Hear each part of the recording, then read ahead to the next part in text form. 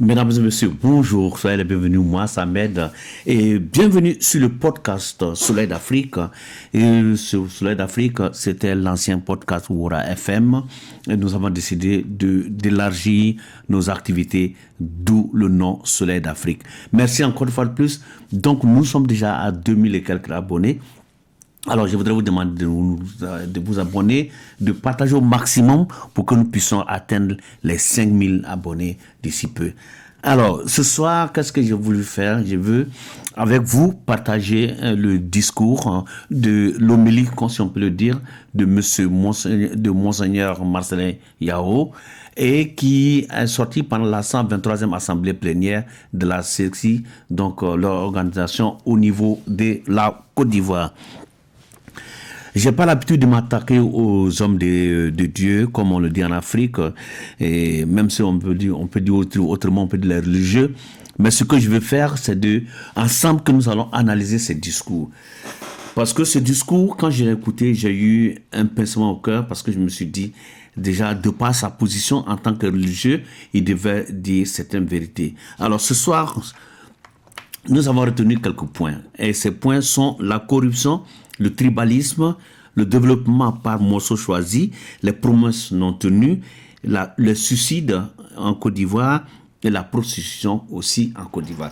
Parce que ce sont, pour moi, les plus importants qu'il a développés. Et moi, j'aimerais qu'on en parle ce soir.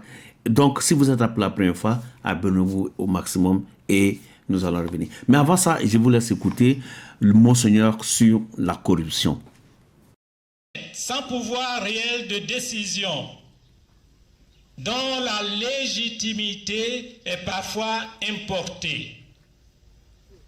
La Côte d'Ivoire est en Afrique. Quel regard porter sur notre pays, la Côte d'Ivoire? À partir d'un simple constat, la corruption, ce que le pape François qualifie de cancer social, est généralisé. Alors, comme vous venez d'entendre, Monseigneur parle de la corruption. La corruption, bien sûr, la corruption est un mauvais fléau parce que à cause de la corruption, aucun pays ne peut se développer. Alors, mais est-ce que cette corruption est due au gouvernement actuel? Non. La corruption a toujours existé en Côte d'Ivoire. Que ce soit en Côte d'Ivoire, que ce soit en Europe, partout, la corruption a toujours existé. Mais le fait de faire de ça un problème, comme si c'était le propre du gouvernement de maintenant, et ça c'est vraiment c'est malsain. C'est malsain. Moi, je m'en fous, je ne viens pas pour défendre le gouvernement. Le gouvernement n'a pas besoin de moi pour se défendre lui-même. Mais seulement, je pense que l'image que le Monseigneur vend à l'extérieur, moi, ça me gêne. Parce que pour moi, toute personne qui va parler mal de la Côte d'Ivoire, qui va vendre une mauvaise image de la Côte d'Ivoire, va entendre parler de moi. Parce que moi, je ne vais pas me taire. Pour moi, j'ai un seul pays, c'est la Côte d'Ivoire. Voici, je vous laisse écouter Monseigneur qui parle ici du tribalisme. L'âpreté au gain frauduleux, le tribalisme, la justice sélective, l'esprit de haine et de vengeance. Alors, Monseigneur reproche déjà, parle du tribalisme, parce que pour lui, le tribalisme est là. Mais cette histoire, on ne va pas revenir là-dessus, parce que s'il y a des vérités que nous connaissons tous ici, on a vu des corps à l'époque, quand certains étaient au pouvoir, on a vu que tous les policiers venaient de cette tribu-là. Presque tout. Voilà, on ne peut pas dire tout, presque tout. La majorité des policiers venaient de là-bas, on a vu ces corps-là. On a vu des gens aussi de certains pouvoirs qui ont dit que d'autres n'avaient pas le droit de se présenter comme candidats dans leur région parce qu'ils avaient des patronymes qui n'étaient pas de leur région. Pour eux, si tu viens de Lakota, tu dois avoir un certain patronyme. Si tu viens de Divo, tu dois avoir... On a vu tout ça. Tout ça s'est passé, tout le monde a vu ça. Où était le Monseigneur? Monseigneur n'a rien dit sur ce point-là. C'est comme s'il y a deux poids, deux mesures. Le jeu trouble de la classe politique, en grande amitié hier, divisée aujourd'hui. La fraude électorale, oui, souvent, les enfants trichent à l'école, les parents trichent en politique.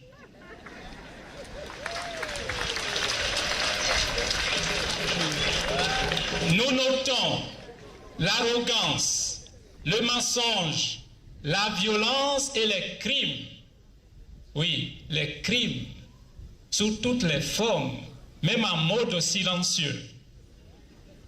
Le développement effectué en morceaux choisis, en reconnaissance aux militants dociles ou en représailles aux localités insoumises. Et Monseigneur parle de développement. Voilà, on va continuer avec le développement, comme Monseigneur le dit, le développement par morceaux, et le développement choisi, et les membres dociles bénéficient, et les membres récalcitrants pas. Moi, je pense que c'est la malhonnêteté intellectuelle. Parce que beaucoup de choses ont été faites. Je n'ai pas dit tout a été fait, beaucoup de choses ont été faites. Quand on se compare, il y a 20 ans de cela, la Côte d'Ivoire, on savait que le développement, il y a certaines régions qui étaient abandonnées, il n'y avait même pas un développement, il n'y avait même pas un morceau de développement. Je prends le cas du Nord. Le Nord a toujours été abandonné. On se croirait dans un autre continent. Voilà. Donc si Monseigneur parle de ça, c'est dommage. Et la voie sur Gagnoa, la voie sur Agoville, les voies, la côtière, ils ont été retapés. Donc il faudrait au moins une reconnaissance. Ça me fait mal que les discours des intellectuels ivoiriens ont pour caractère d'envenimer, ont pour caractère d'enflammer, parce qu'ils savent que c'est comme s'ils cherchent la provocation, parce que ce discours, c'est malsain. C'est malsain.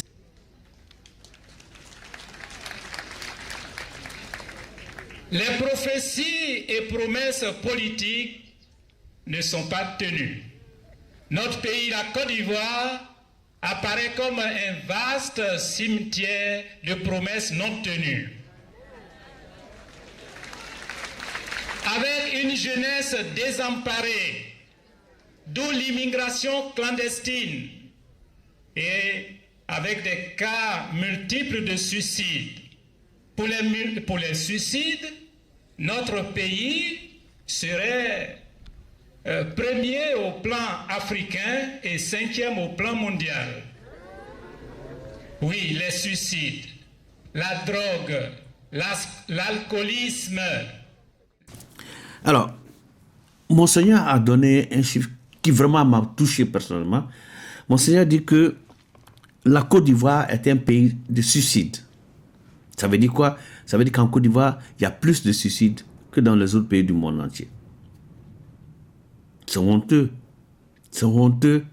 Surtout qu'à la veille de la CAN, qu'un discours pareil sorte, c'est fait exprès. Monseigneur a fait exprès pour s'attaquer. Monseigneur a fait exprès pour mettre la Côte d'Ivoire dans un mauvais cadre.